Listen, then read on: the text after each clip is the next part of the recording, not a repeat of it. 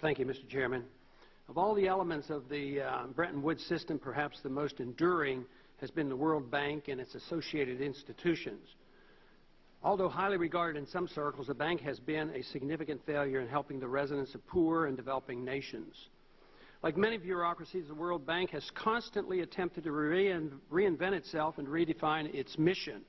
Some critics have referred to this as mission creep.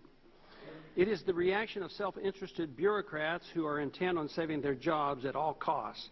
The non-institutional elements of the Bretton Woods, such as the gold-backed dollar standard, have gone by the wayside, but the World Bank and the IMF soldier on.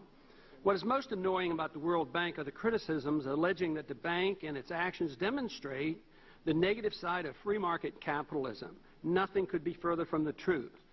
The World Bank is not an organization devoted to capitalism or to the free market, but to state-run corporate capitalism. Established and managed by a multitude of national governments, the World Bank promotes managed trade by which politically connected individuals and corporations enrich themselves at the expense of the poor and the middle class. Western governments tax their citizens to fund the World Bank, lend this money to corrupt third world dictators who abscond with the funds and then demand repayment, which is extracted through taxation from the poor third world citizens, rather than from the government officials who are responsible for the embezzlement. It is in essence a global transfer of wealth from the poor to the rich. Taxpayers around the world are forced to subsidize the lavish lifestyle of third world dictators and highly paid World Bank bureaucrats who don't even have to pay income taxes.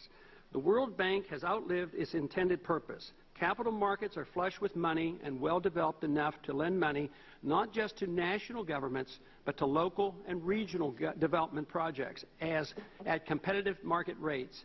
In the aftermath of Mr. Wolfowitz's departure, much will be made of the question of his successor, when the questioning instead should be directed toward the phasing out of the organization. And I yield back.